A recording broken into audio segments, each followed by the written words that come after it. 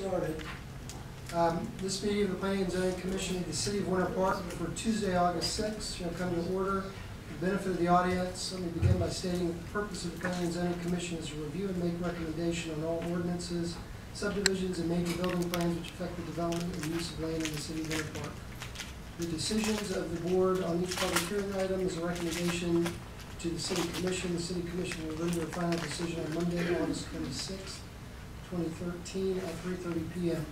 The format of the meeting will be as follows. The chair will announce each public hearing item as it appears on the agenda. Agendas are available outside the front door. The city planner will begin by making a presentation on each item to provide the staff's recommendation. Next, we will hear from the applicant. After that, the floor will be open to anyone who wishes to speak in support or in opposition to the request, or for anyone who has questions concerning the item. Please approach the podium and state your name and address for the record. In the interest of time, we ask that each person appearing before the commission limit his or her comments to one appearance of 3 minutes. Large groups are asked to name a spokesperson. Order and decorum will be preserved at all times. After all public input, we will close the public hearing. There will be discussion among the board members, and we will vote on a recommendation to the city commission. I ask that you please turn off your cell phones during the hearings. And the first item for business today is approval of the July 2nd meeting minutes. Any motion? Yeah, motion to approve the minutes. Okay. Second? Second. All right, all those in favor? Aye. Any opposed? All right, and Jeff, what is our one and only item tonight? Our one and only item, but a very one and only important item, is ordinance to revise the rules and regulations for restaurants in the C2 zoning district, which relates in this specific case to our Park Avenue corridor.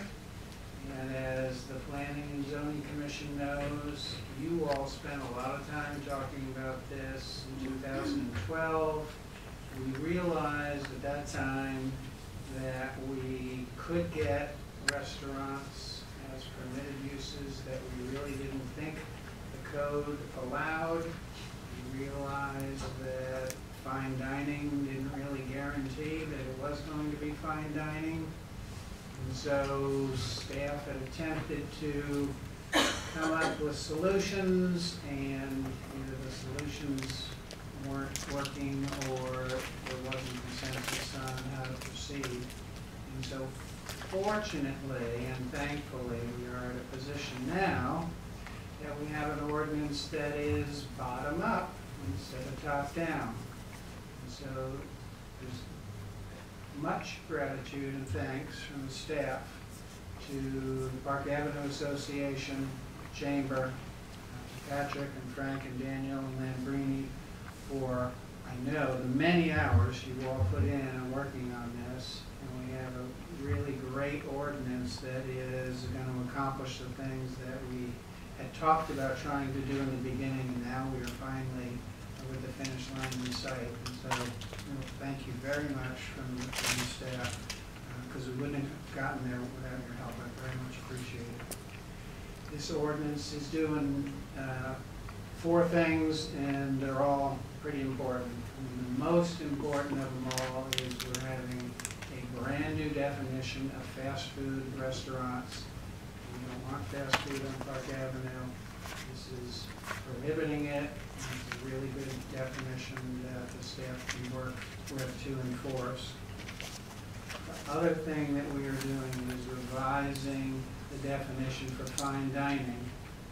With this new definition, we know that the fine dining is going to be that, and it's much more clear and enforceable in terms of what their operations are supposed to be to qualify as a fine dining restaurant.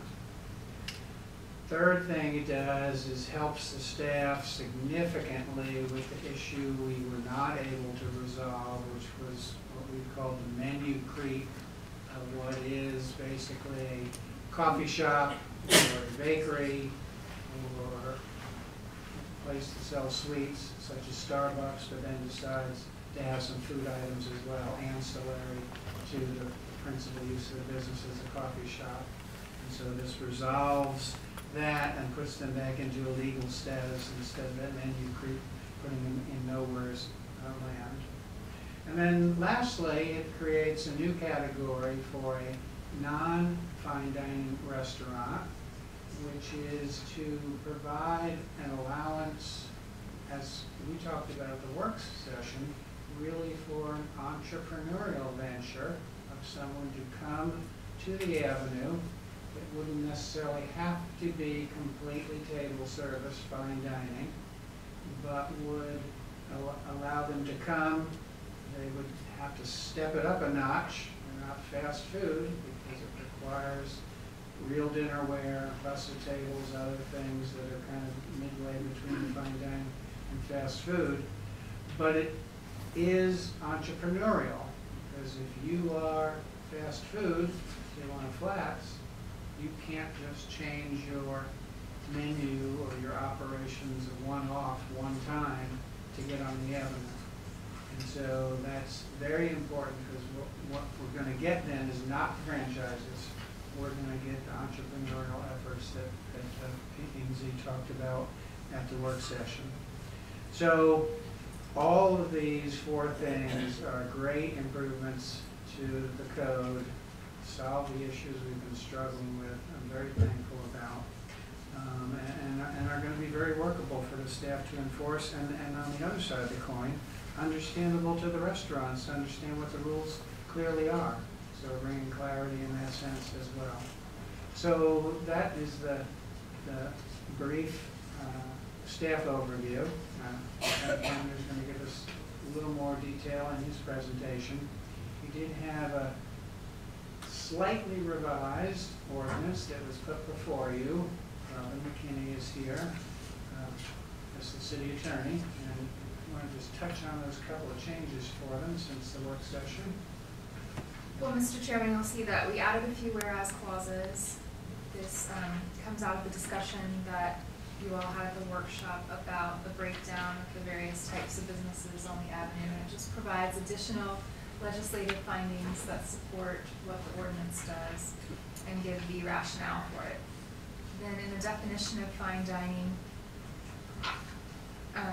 there were words added there that said the restaurant shall meet all of the following criteria rather than just shall meet the following criteria. That eliminates any ambiguity as to whether all the conditions apply.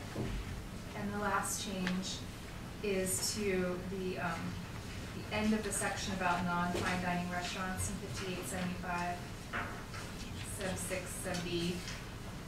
This is to deal with the issue of a new restaurant coming into a space that was already occupied by a restaurant, and just clarifying that if there's a delay of more than 3 months, that they would not necessarily be able to substitute in, referencing back the non-conforming part of the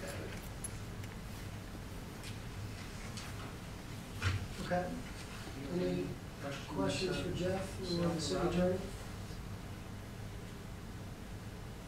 Okay, I think with that, we'll have Frank come up as, or Frank and Patrick, or whoever wants to come up as representatives of the group. And I think because they were the ones who prepared and helped prepare this ordinance, we're not going to have the same, the 3-minute time restriction on that, since you're kind of explaining, at least for Frank.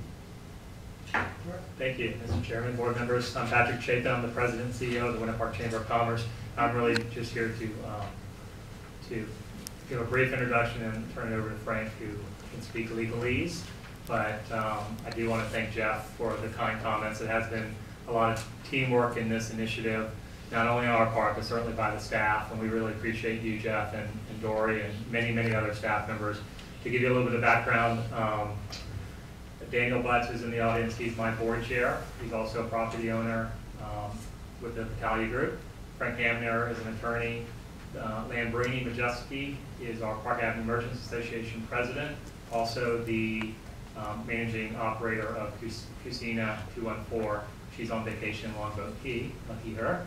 And then obviously myself, but we've reached out and talked to property owners, merchants. The Park Avenue Merchants Association board has voted in support of this ordinance, so we have that formal hurdle that we've jumped over. But we've talked to staff, residents. This has been a very collective, collaborative process. It has been painful at times, only because it's a challenging topic in terms of there's no exact right answer. It's not black or white. So we've done the very best that we can. I feel like everyone's given a little bit. So maybe we're sharing the pain each a little bit versus a win-lose. But more than anything, it's been very rewarding because we've been able to show in a setting that sometimes is very emotional that we've come together, really been pragmatic and thoughtful in this process, and come back with something that we are proud to present. And again, we welcome your feedback to this ordinance. So thank you for your time this evening. Again, I'm going to turn it over to Frank because he can talk attorney language if it needs to be, but I'm certainly here all evening to answer any questions. Thank you.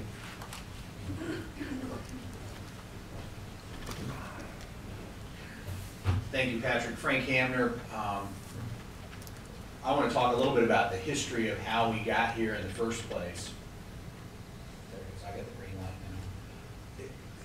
We've been working on this for quite some time. We've had the workshop last week. I think most people will see there's not much of a change in what we were presenting from last week.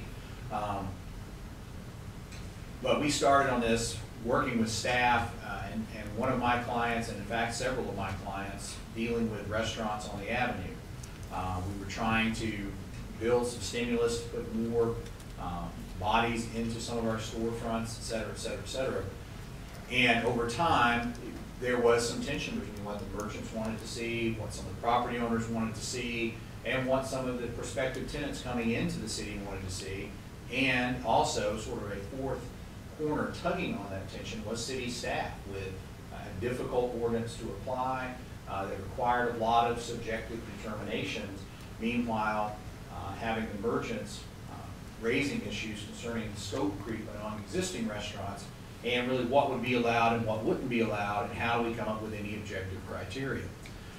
So this all sort of came to a head, I guess, in May of this year when we, in November of last year, I came before Planning and Zoning, and unanimously Planning and Zoning approved to broaden a allowable use in C2 south of Comstock, which my client, the Hollers, own the majority of that property along that block, to allow what at that time was called fast casual restaurants. That approval was tabled at City Commission and probably in December or January. It returned to the City Commission in May. Efforts by the staff to draft an ordinance could not please everybody, and that tension continued really between a lot of the property owners and the merchants associations, what would be allowed and not be allowed. So I really want to make a point of this. We were not assigned this responsibility. This is not a city task force. This is not a group that was appointed by the mayor.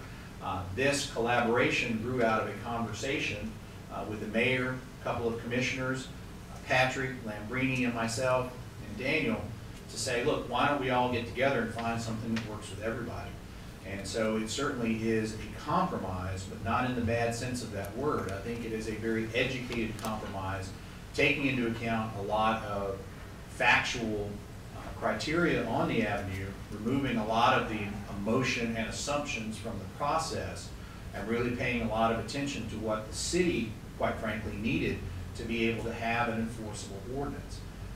Anybody that thinks drafting an ordinance is easy should undertake this task at some point, because it's not. And it's very difficult to try to please a lot of groups. But I will say, as I said at the workshop, this has been the most effective, efficient group I have ever worked with in this type of collaborative effort to get to the end result on this, and I think everyone should be applauded. It has the input of not only most of the major property owners along the avenue, but the Park Avenue Merchants Association. Again, Patrick and Daniel are both representing the chamber. We have met with several of the commissioners. We have met with the planning, Jeff and others in the planning office. We have vetted it with the city manager. We have vetted it through economic development and took all of that input. City attorney Robin and Larry have both been very, very helpful, and took all that input and tried to craft this, as Jeff put it, from a bottom-up perspective. So what you see tonight is not a city-directed effort. It's not a city influenced effort, other than taking some very positive and educated input from the city in the drafting of this ordinance. but it truly is something that comes from a street level view of what's going on in the avenue, what do you want to see for the future of the avenue, and really with a primary goal being to preserve what we have on Park Avenue. So as we discussed previously, the goals for this revision, number one, as we looked at it, were to maintain the character and experience of the Park Avenue corridor by reinforcing the rules and definitions that encourage fine dining and other acceptable restaurants on the avenue. Keep the charm, appeal, and unique characteristics of the corridor as a primarily fine dining destination and promote locally owned or operated small business restaurants while at the same time providing a number of options and opportunities along the corridor, not only for restaurants coming in, but for the public, to not be just limited to either coffee, tea, or fine dining. Clearly define permitted use fine dining restaurants, non-fine dining restaurants, coffee shops, etc., as well as prohibited use restaurants. One of the things we heard from the get-go is to keep the fast food off the avenue. We heard a lot of different ways to do that, but many of them just seem simple but don't work in application. So I think the way that we've looked at this, it has turned out to be the best way to approach it. Limiting the number of fine dining restaurants in the corridor to ensure that that charm and appeal and the focus on fine dining remains. Clarifying the rules and definitions for allowable types and defining a scope of permitted and conditional uses. Clarifying those rules so that we put appropriate boundaries on this ability to scope creep without city input. Really try to provide clarification and certainty to the city for easier enforcement and a clearer understanding of prospective tenants of what will and will not be allowed, and providing that existing restaurants are governed by the rules and definitions or their methods of operation in effect prior to the enactment. It's not an effort to go back and force people back into something they aren't right now. That would be a very difficult process. And the last part of it, which was an aspect that, quite frankly, Lambrini was more focused on, having gone through the process, was to also update and revise the business application. And we've got some revisions to that. I know that the planning department is also working on a wholesale revision, and we'll probably end up with a separate restaurant application, given that we now have these new categories. There are impact fees to consider and a number of other things that really don't weigh well in the typical business application. So that's where we started. Now, while the definitions are applicable throughout C2, certain items are initially applicable only in the Park Avenue corridor, which is, again, as we discussed, within 140 feet of Park Avenue. This was the point of most emphasis. While Park Avenue is contained in the C2 zoning, really what we heard from everyone is that, quite frankly, Park Avenue should be different. We don't want to create a new zoning area, but we can use this definition of the Park Avenue corridor to define the limits of this zoning. And it also gives us some flexibility outside the Park Avenue corridor, where C2 still applies, that restaurants that might not otherwise qualify to be on the avenue under the new code do have opportunities in C2 to go into the city of Winter Park, except for prohibited uses, which are prohibited throughout C2. As Jeff discussed, I'm not going to go over this very much. These are the new definitions. The new business application really has more clarification on the initial use. Submit a business ops plan menu, which has become an informal process with the city, but really was not codified. And if you're going to change your menu to any significant degree, you have to reapply to change that format, which allows the city to take a look at whether the change is such a change that it might require a new approval. Now, this is what we started with. We have a definition of fine dining. We preserved a good bit of this definition, but over time, what has occurred is fine dining is the only allowable dining in C2, except for coffee, tea, etc. And the definition became, in essence, fine dining equals table service. If you give table service, you're fine dining, you're a permitted use. And that's really has caused a lot of problems in the city's mind with the enforceability of the code and how to handle those things, and the risk of restaurants that you might not otherwise want on the avenue being able to provide table service and thus gain access to the avenue. This is the overall definition of the district. Fine dining restaurants, ice cream, pastry, etc., are the allowable uses in that area. So it's only fine dining and coffee, tea shops. Now, we start with our new definitions of the fine dining restaurants. And this is where we try to rather than categorize by class or chain or anything along those lines, we tried to preserve as much as we could of the existing definitions, but also then define what fine dining really means in the sense of from the restaurant industry's perspective and from the user's perspective. Host or hostess must be regularly present to greet and arrange for seating of patrons. Food and beverage service provided via table service by servers. Dinnerware is non-disposable. Ordering, payment, etc. is done at the table. The menu consists of fine dining cuisine with a range of appetizers, entrees, and desserts, along with appropriate selections of wines and alcoholic beverages, and then some exclusions for drive-through or ordering or payment being done at a counter cashier will not be, specifically not be considered fine dining restaurants. Now, I underline the with appropriate selections of wine and alcoholic beverages because I'm trying to highlight Mr. Weldon's comments. He's the only person I got comments from after the workshop. There were 3 things he pointed out that I've highlighted in here to make sure that we do give some consideration to those.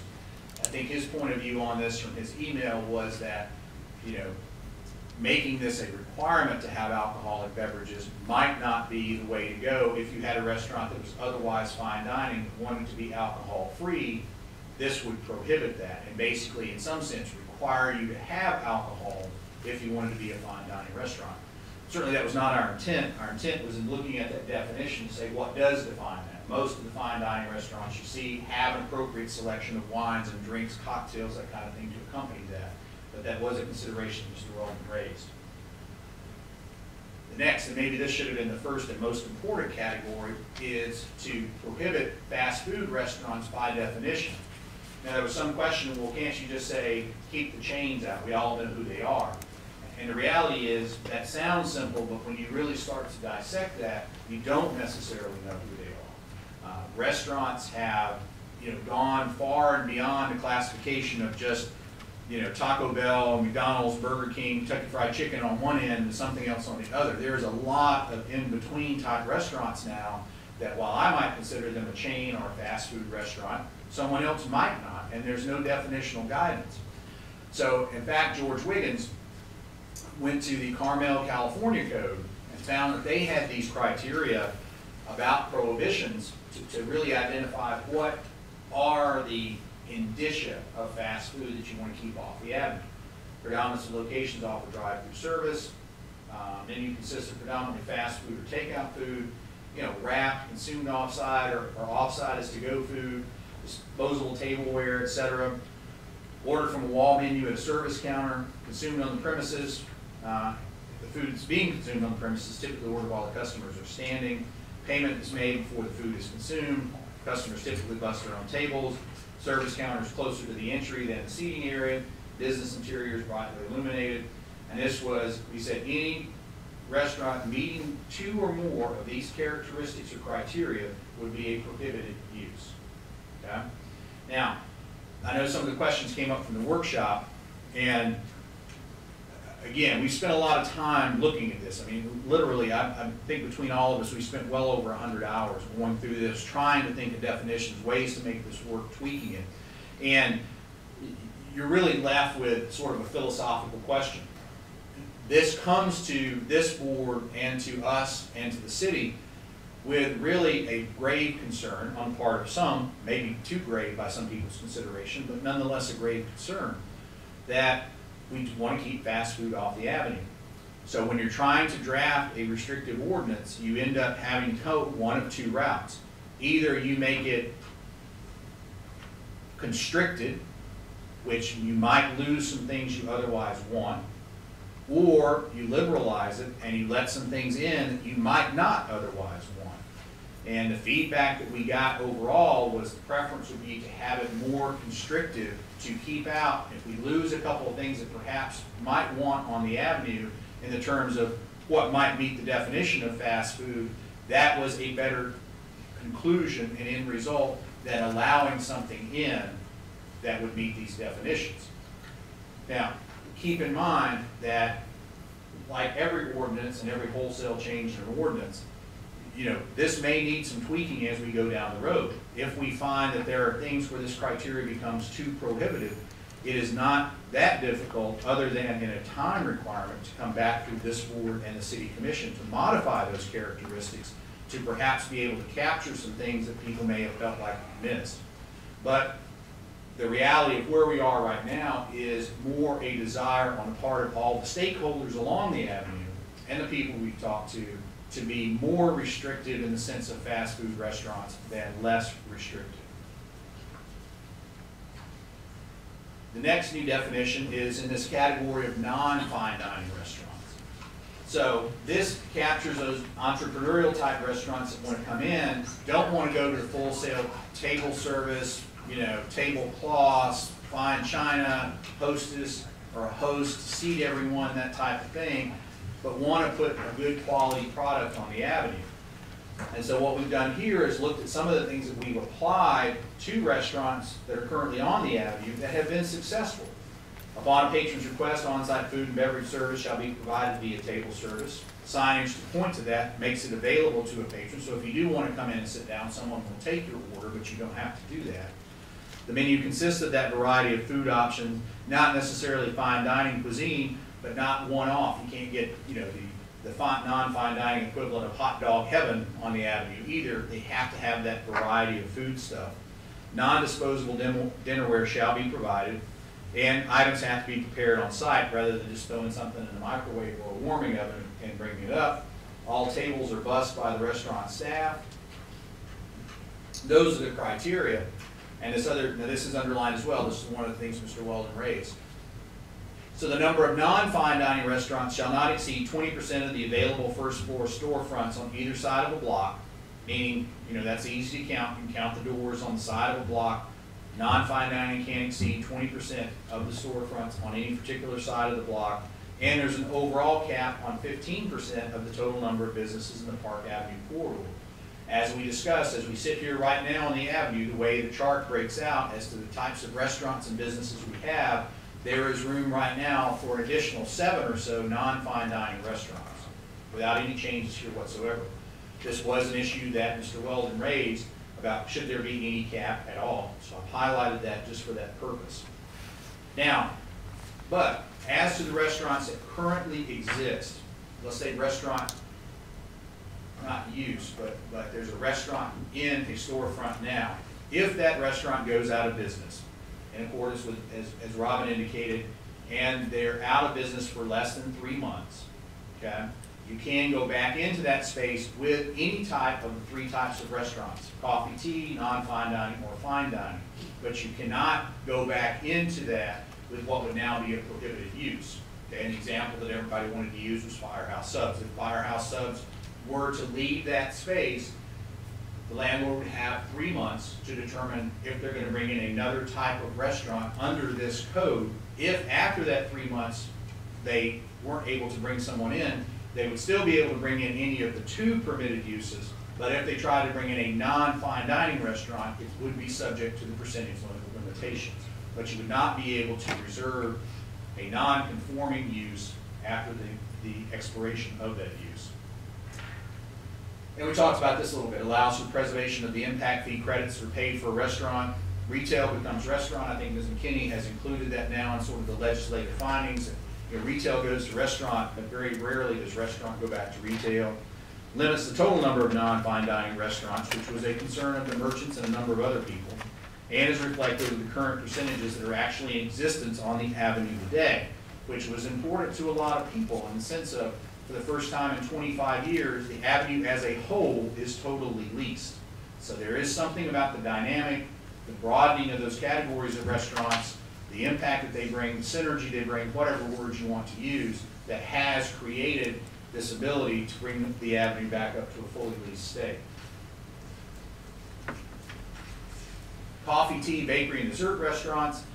We largely kept the definition as it was, tightened it up a little bit, and really used the business application to try to reflect more limitation here. And the quest here really is a more limited focus to prohibit that menu creep or scope creep. So somebody that comes in as a coffee and tea shop, which has probably a very minimal impact fee, can't then morph into a lunchtime, dinner time restaurant without coming back to the city, telling them of that change of use and what category they expect to be in now, so the city can look at that and make a determination of whether that scope creep is there. And that was a very surprising to me from the landlord's perspective, but actually a very fair comment from the merchants. You know, if you have a lunch and dinner restaurant and there's a coffee shop down the street, that's one thing. But if that coffee shop suddenly turns into a lunch and dinner restaurant itself, you have competition that perhaps you didn't expect and was not on a level playing field with the impact fees you had to pay and what you had to go through. So that's the whole purpose of that new definition there. They would propose a revision to the business application to add restaurants as a business activity. That's not even currently on the business application. Restaurant is written in as an other. More description of the type of restaurant, requirement for change of use, an affidavit that you read and understood the code. And these are the provisions kind of in the format that the business application is in now.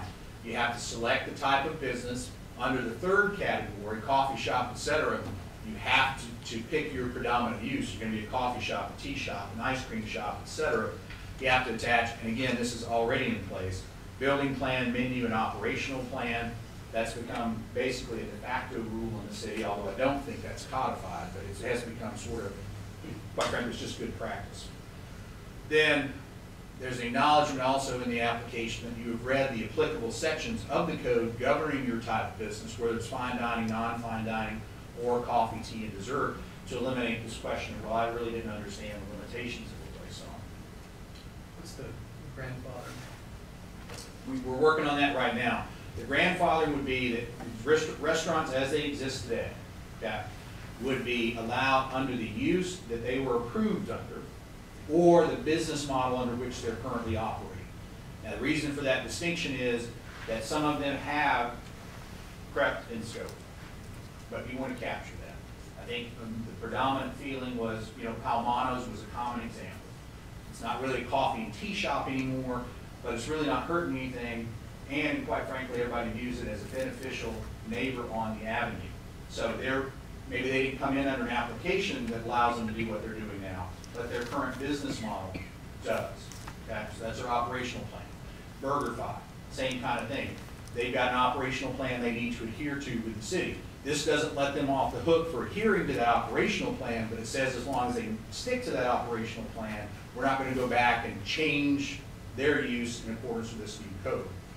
You know, other restaurants would be Luma Prada, those kind of things. You wouldn't have any kind of issue there anyway.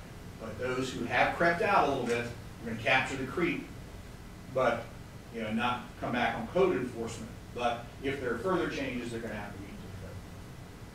Did that answer your question, Mr. Johnson? Yeah, I just was looking, can you go back one slide? I'm sorry. Absolutely. Are they gonna have, I'm sorry, 2 slides. Are they gonna have to go back and are any of the existing merchants gonna go have to fill these paperwork out to understand the No, that's not new terms? No, but if they want to change their offerings, they will have to come back now under the new code. If they want to change, they will be subject to this revised business application.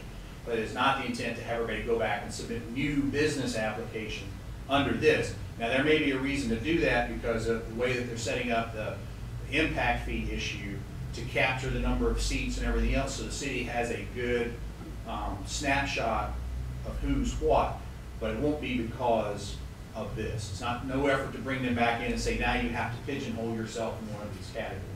But the city does need to go back separate and apart from this, totally unrelated, and see what people are doing for seating, where impact fees have been paid, so we take a snapshot of where we are today.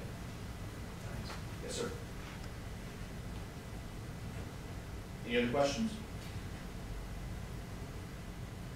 Okay, we'll open it up to the audience now, if there's anyone here to speak about this item, and then Frank, you know, or Patrick, or Jeff, I guess, can come back after to address any questions. Yes, sir. Thanks.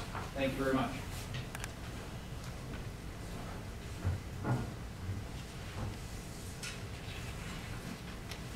Donna Collado, 327 Boyd Avenue. Thank you Yes, for ma'am. all that hard work.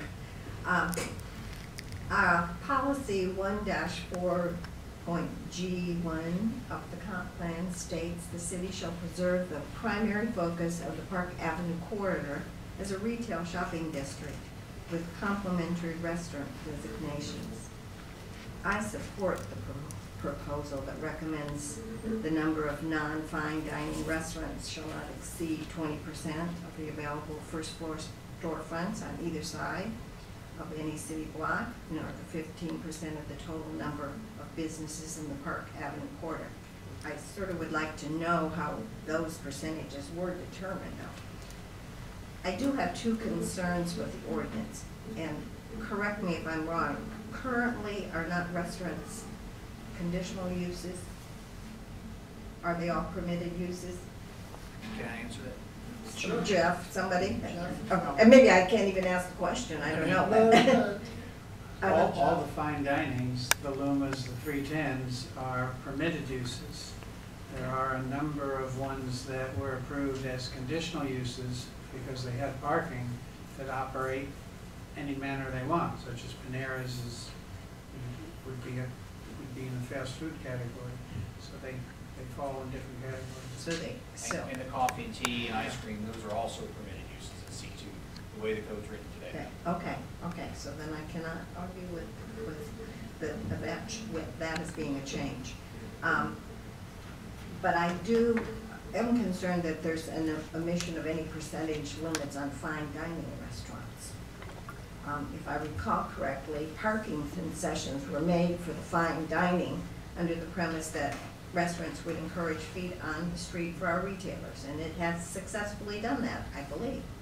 While our comp plan describes Park Avenue as a retail shopping district, nothing in this ordinance supports retail.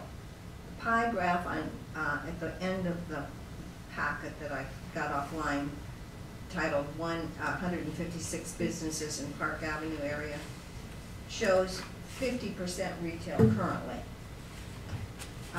Would you consider incorporating in the ordinance a retail percentage that must be maintained?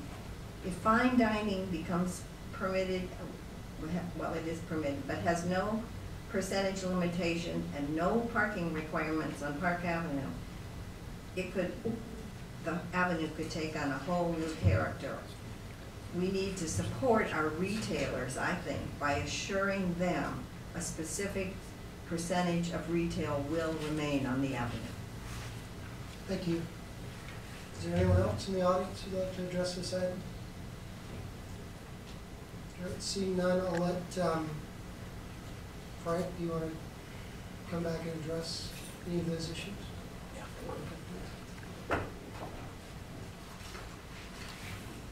You know, we tried to minimize monkeying with C2 as much as we could. I mean, we really kept a particular focus on the restaurant category. You know, the reality is, and it's difficult to codify, and we had difficulty putting any percentages on anything, quite frankly, because other than an objective criteria you can count and look at, it's very difficult. For example, there was even on the 50% alcohol versus food, you know, how does city staff know that, right? I mean, what do? You go in and pull receipts? No. I mean, but the reason that remained is because to obtain a liquor license, you have to have at least 50% food versus beverage.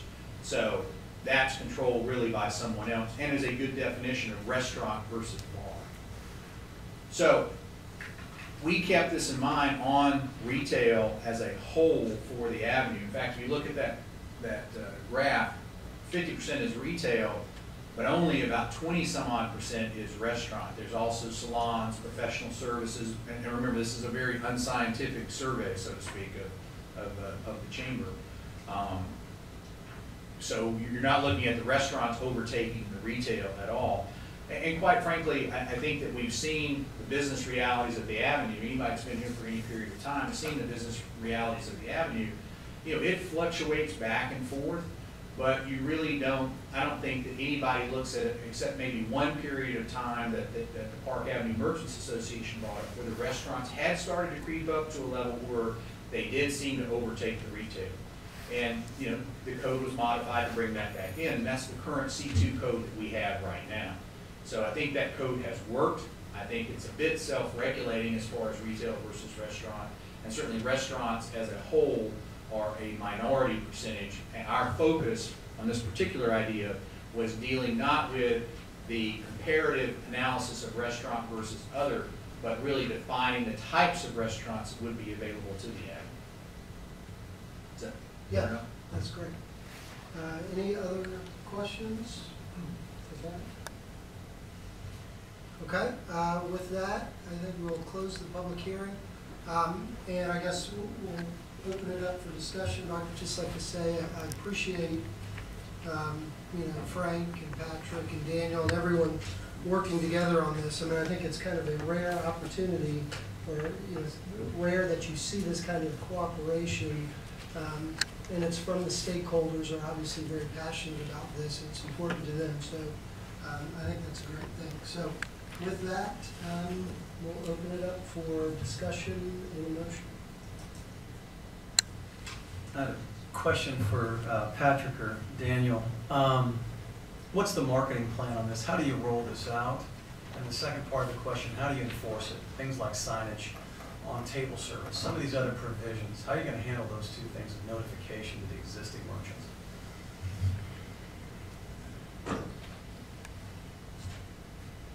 Well, the good news about marketing it is we're 100% full. So there's not a market out there to market to right now. In terms of rolling it out to, are you saying new customers? No, I'm saying existing.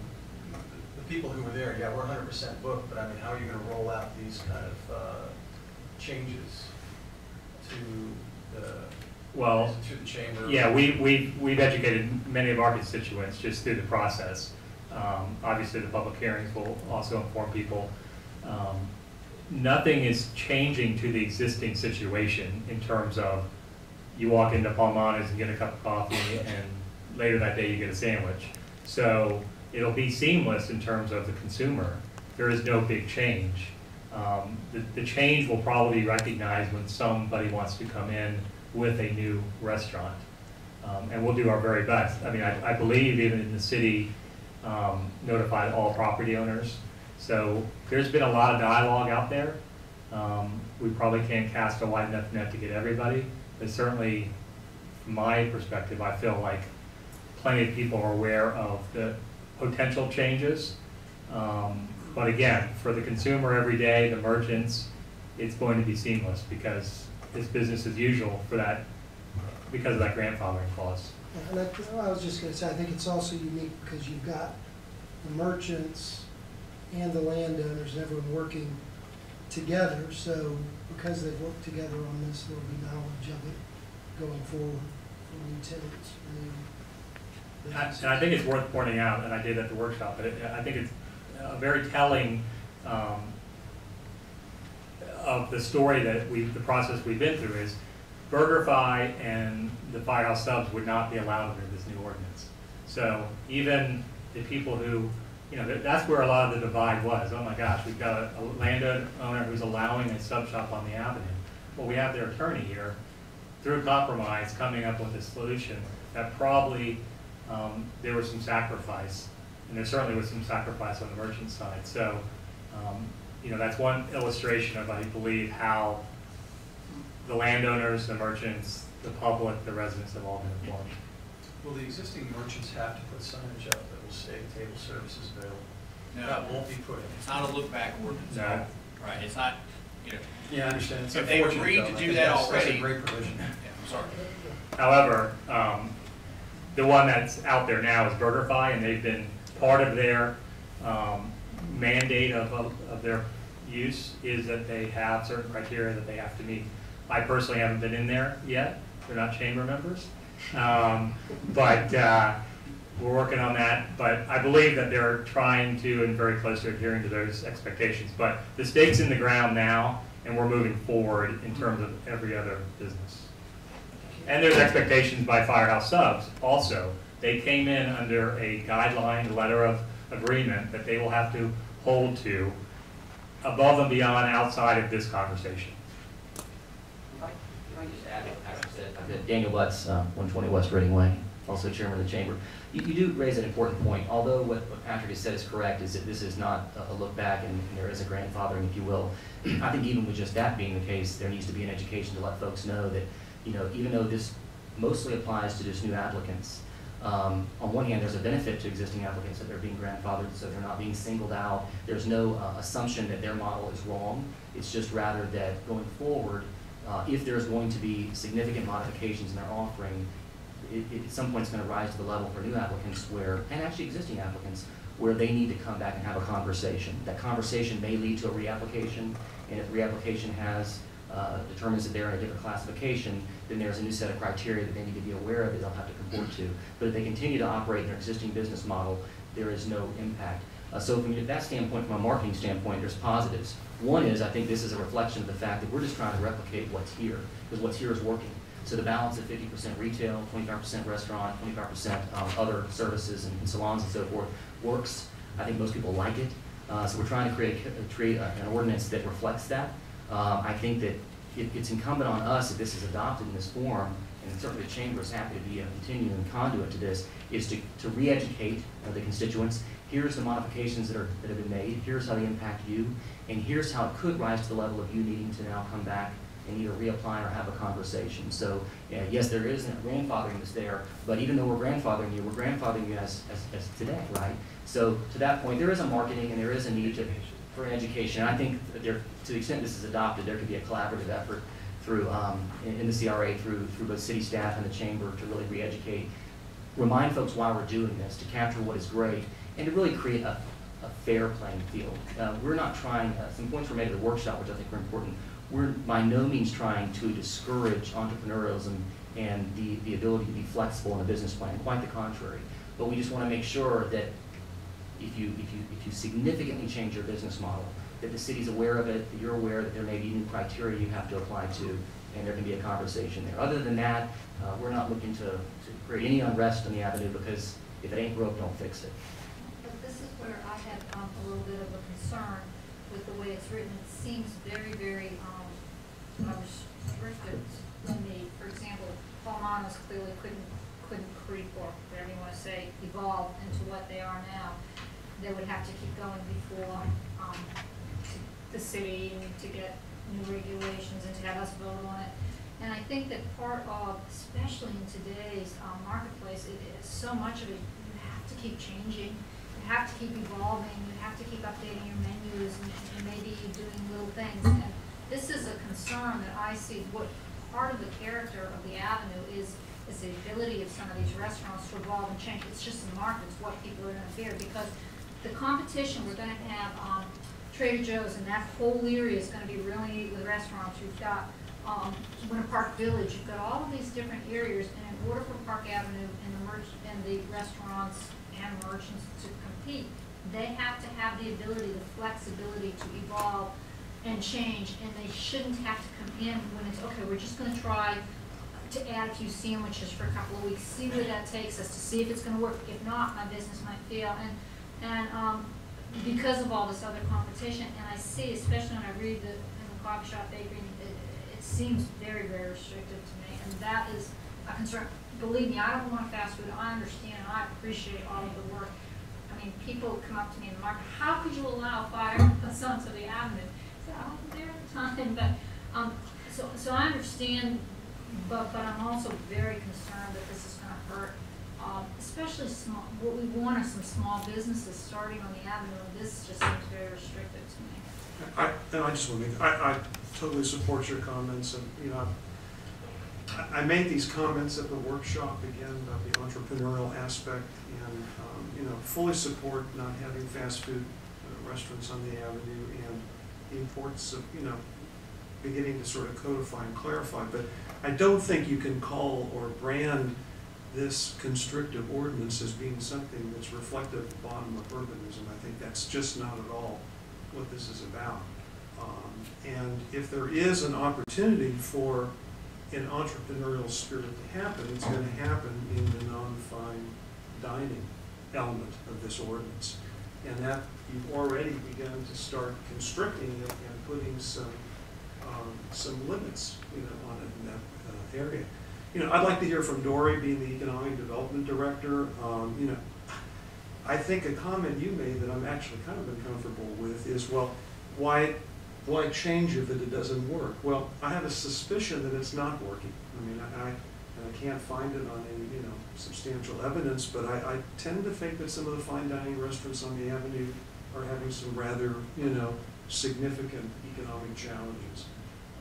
So, you know, where they'll be in the coming years, that's a good question. But, you know, I think the avenue, while maintaining its unique character, I think we also have to stand back and exactly as you said, you know, look at this from a perspective that we are now going to be competing with this entire redevelopment picture that's happening along 1792. That's going to become our new, you know, Park Avenue corridor. I mean, that is going to have some amazing opportunities, and it's going to be a challenge. You know. So I also find it, you know, and I appreciate all the work that has gone into this. I appreciate the collaborative effort on all parties concerned. But again, it's like, you know, it's like a diet. You know, you can try to force somebody to be on a diet, but ultimately you'll go back to your natural weight. You know, it's the same. You know, and so when I hear of this, I start getting very tight, you know, in that regard. And I think there's some,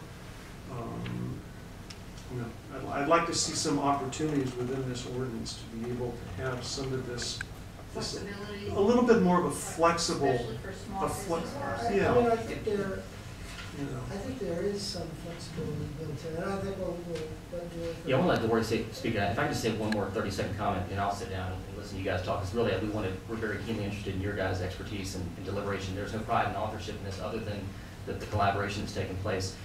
And the reason I want to comment on it is very important to me. The issue of fairness balanced with encouraging entrepreneurism. Love Palmanos, and I think that's the kind of model that we need to create opportunities for them to exist. I think what we're trying to provide for now is nothing to discourage that concept, the evolution of a concept that graduates to different levels of service and so forth.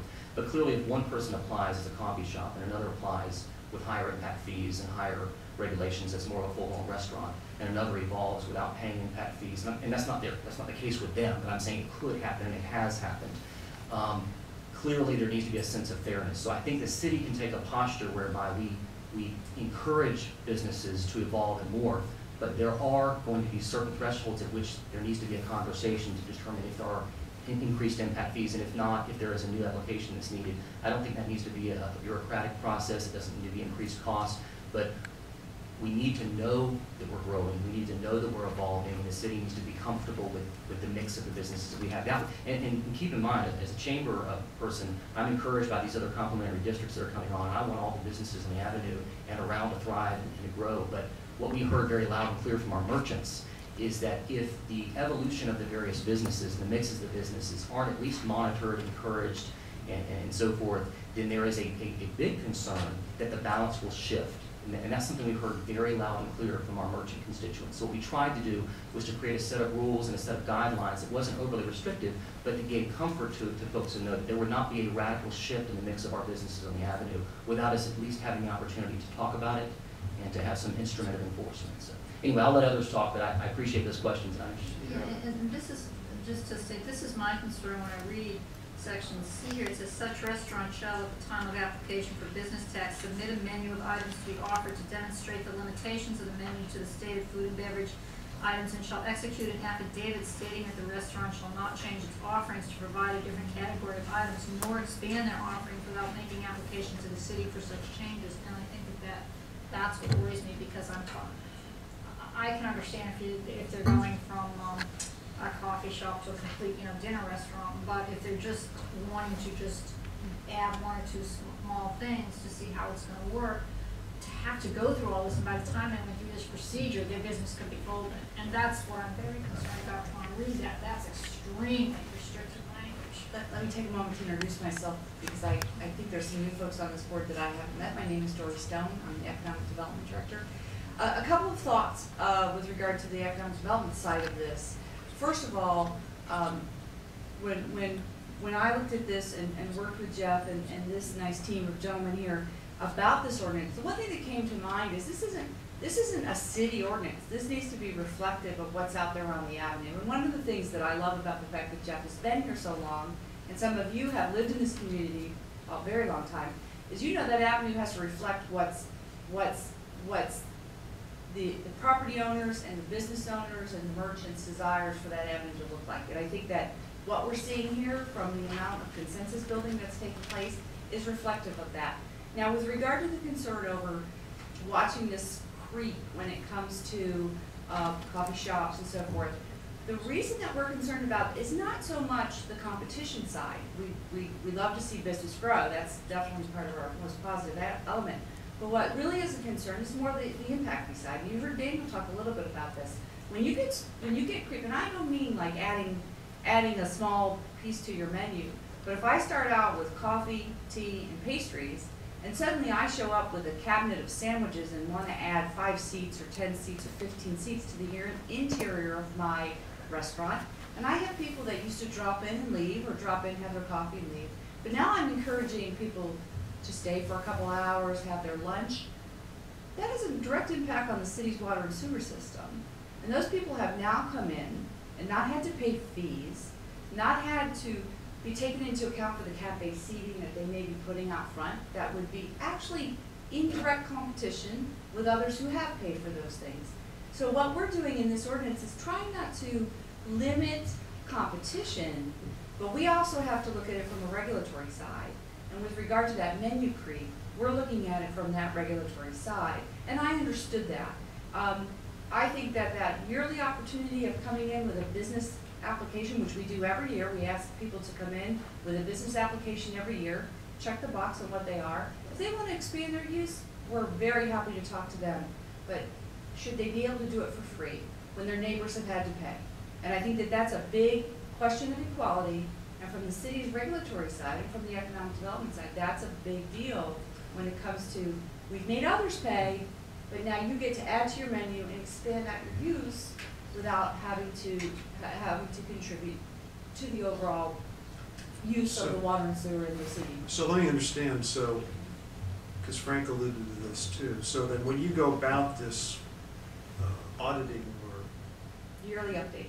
yeah, procedure, and then you find these kinds of situations, then this gets to Ross's comment, then that probably will trigger. In other words, let's say I've creeped beyond the boundary, and you've assessed me and found that I'm really not operating within this. Will that then trigger me having to go back and fill out this new application? Well, the awakening to this is we're doing this now. So this is not subject to this new ordinance. When we see a restaurant has changed its tune, so to speak, we will go out and we will evaluate that because we want to look at safety issues. We want to look at public safety issues, fire issues, seating, and all that. So we're already doing that now. What this basically lays out is a fundamental issue of trying to get restaurants to be realistic about what they're going to come in and do from the get-go. And I fully support that from a regulatory point of view. I mean, this couldn't be, send this to Carmel or all the other, great communities out there. I mean, from that standpoint, I think this gives Jeff the kind of, tool that he needs to minimize the kind of angst that he probably has when these applicants come through. So that in of itself, I think, is miraculous. I think it's a wonderful, crafted document in that regard. It's just as Sheila says, I stand back. If that's the purpose, then that's the purpose. Right. Okay. And if that's then I fully support. That is the purpose. Yeah, I fully support it, and I give you my stamp of approval. But don't try to, from a support point of view, try to present this as anything other than a very highly constrictive ordinance. This is not reflective of what I call good bottom-up urbanism. This is not reflective of what I call good entrepreneurship. This is an ordinance. It's a regulatory ordinance. This is what it is, and take it for what and then. Like I said with the diet, let's try it, that's all we can do. Let's try it and let's see, that's, I'm game for that. And having been in the CRA and working with the Park Avenue Merchants Association for the last 4 years, the one thing I have been very aware of is that there is a desire to make sure that they have a very significant hand in the destiny that is Park Avenue. And they themselves take great and should take great tribute in the fact that they're 100% leased and what it looks like. And the city the CRA certainly contributed to that. So I think while it's constrictive because quite frankly that is what the desire is of the merchants along the avenue. That is the request that the consensus came in. It is not, it You is. know, But I'm this trying, is coming in after the fact, so what you're doing now is, now that it's 100% under the old way it was done, now we're adding all of these very, very strict, regulations, which I understand the need for, but this may just bite us. I mean, you're doing it, we have 100%. Aren't the merchants already asking for this? Now, Yes, and now we want to put all Is these. there a request for ordinances. this? Don't we want to maintain that kind of, make us more competitive on the avenue, so there's more people Well, willing to. I'd ask The you to step. competition that's gonna be out there with all these new, the 1792 quarter and stuff is going to be intense. And if someone's gonna look at this and they're gonna say, hey, why bother with this? I'm gonna go around the corner. And that's what I'm afraid this You're might either- do, because you can go in and regulate, you're going in right now anyway, and if there's been a creek or this or that, you're assessing and you're still able to capture the money. So that's why I don't see, I understand about the regulation, but you're doing that anyway. And now that we're 100% lease, it was all this great entrepreneurship and all this great ideas and that gave the flavor to the avenue. Now we're getting all of this, and I can understand, I don't want fast food restaurants on here either, but some of Jump in, Sheila, I think you're right. I don't think that's the intent of the words. We're not trying to stop Palmanos from serving waffles or pancakes if they want to, but the words sound like they are. We're just trying to use Frank's example, not have Palmanos, all of a sudden now they're a steakhouse at night. Well, they're supposed to be a coffee shop. But that's the purpose of the that's why you can go in and say, okay, you But, change. so I think you've pointed out some words that are probably too restrictive, because you have to come back and get every menu change approved, and that wasn't what we're trying to do. And so I think if you would charge us to kind of clean up those words, I think we'd get over that. One of the things you look at in enforcing a statute or an ordinance is the legislative intent, and looking to determine legislative intent, you have a stated intent, as Robin has so aptly put into the ordinance, but you also have the legislative history.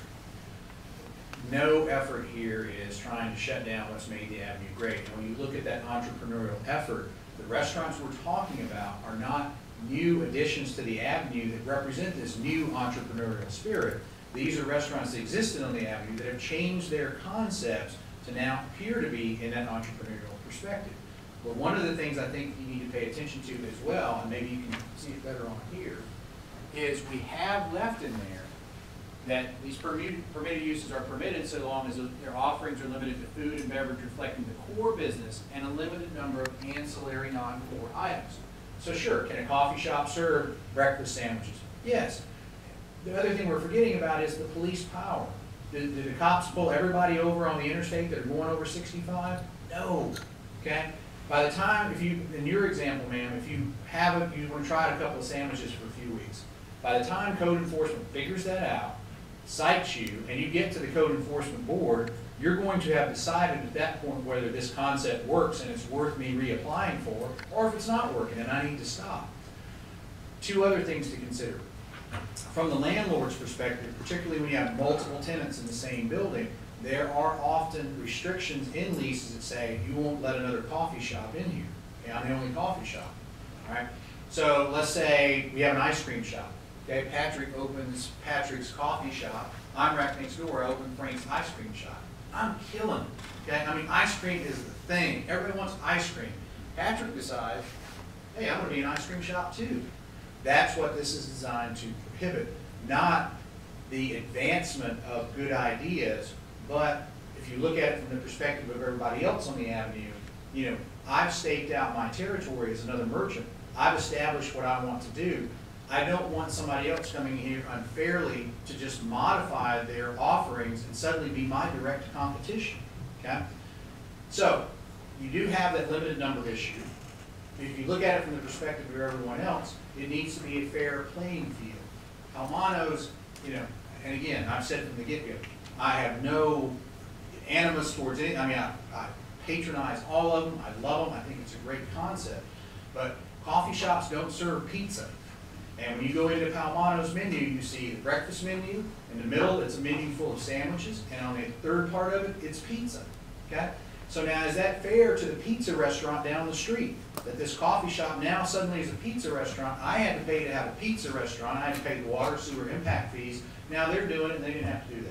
Well, and that's why you have your, code enforcement and your policing that goes in and says, okay, now you're doing.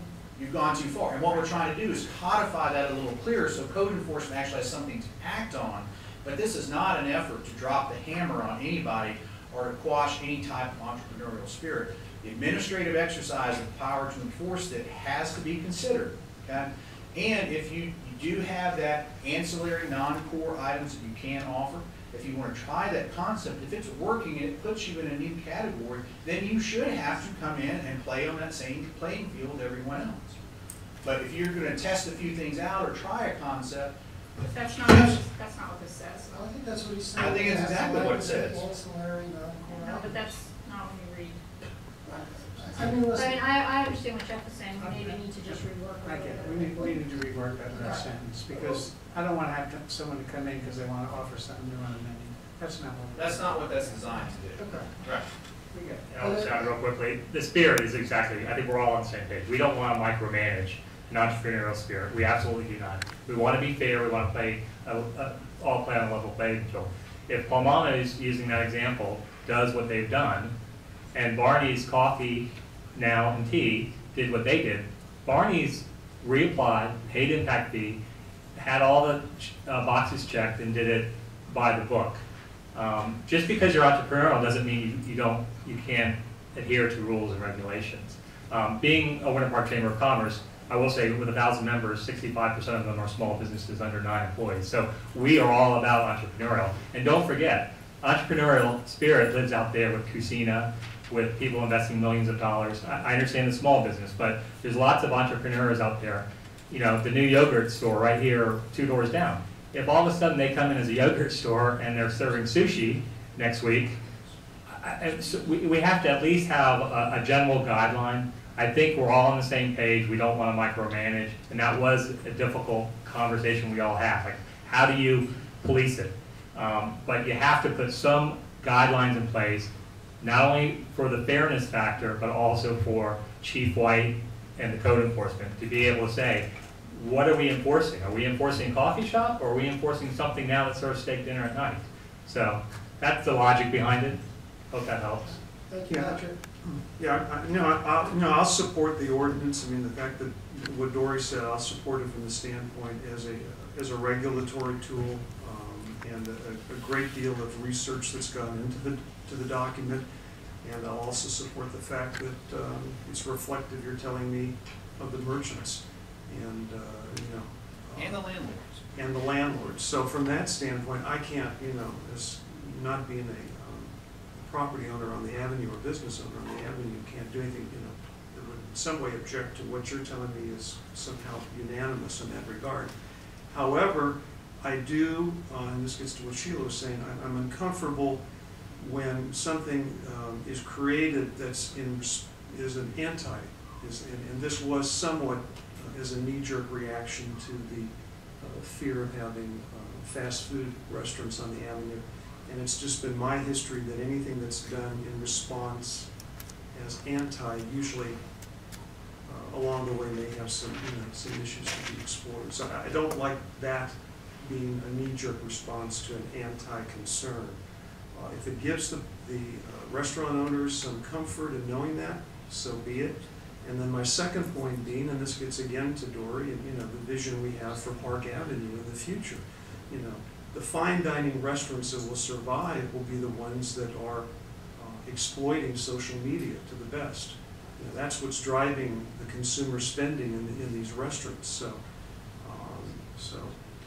that in turn tells me that from a predictive point of view, we're looking at a whole new up-and-coming population group in this community. The group that's my daughter's age, that graduated from Rollins, 24, 25. This is the group that we've got to keep captured and interested. And if fine dining does it, or what does capture them, this is what we want to keep contained on the avenue. With all due respect to the residents that have lived here all these years and the ones that enjoy their special table at their special fine dining restaurant, I think we also have to make room for the new and the young. And, you know, I don't know what that picture is yet, but there's a part of me that sort of senses that perhaps maybe, you know, somewhere along the line we'll be looking at this regulatory ordinance, you know. But I applaud everybody. I think it's great that you all have taken, you know, this effort, and I support it totally. And let's just, you know, hopefully whoever will be coming through down the pipe, you know, we'll be able to work with them in that regard. So it has my vote. All right, well, with that, is that a motion? I would make a motion. Okay, great. Do we have a second? I'm set. Oh, and can I just say one thing? You say with your motion, I think what Jeff is saying, and hopefully to address some of your concerns, that you know, you're recommending approval of the motion, but with the ability for staff to go back and work with Frank in the chamber and Daniel to adjust any language so the intent that we've discussed up here tonight is properly reflected. To have some flexibility, yeah. Okay. With that, do you accept it? I do. Okay, great. I do. Take a second. Second. Okay. Motion and second. Any more comment? All those in favor? Aye. Aye. Any opposed? All in favor, as long as we goes back and with the understanding we can, you work with some of the language, because please don't think that I at all don't applaud what you have done. I'm just very, very concerned for, That's our direction. yeah. But that was an aye, right? If that was an aye. All right, great. So it passes for nothing, and I think that is it for our agenda. Thank you guys for coming out.